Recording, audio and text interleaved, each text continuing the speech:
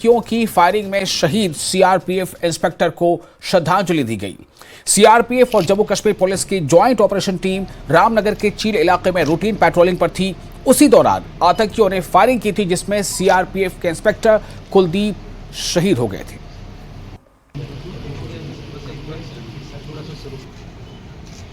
और जम्मू के उधमपुर जिले में आतंकवादियों द्वारा सीआरपीएफ और जम्मू कश्मीर के गश्ती दल पर किए गए हमले में हरियाणा के जिंद के निड़ानी गांव के वीर सपूत सीआरपीएफ इंस्पेक्टर कुलदीप मलिक ने अपने प्राणों की आहुति दे दी।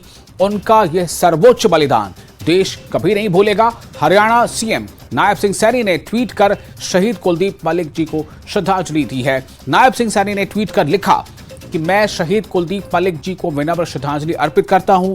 मेरी संवेदनाएं शहीद के परिजनों के साथ हैं। ईश्वर से प्रार्थना है कि वे पुण्य आत्मा को अपने श्री चरणों में स्थान दें और शोकाकुल परिवार को यह दुख सहने की शक्ति प्रदान करें। वहीं आज वीर सपूत का पार्थिव शरीर उनके गांव निड़ानी पहुंचेगा, जहां उन्हें श्रद्धांजलि दी जाएगी।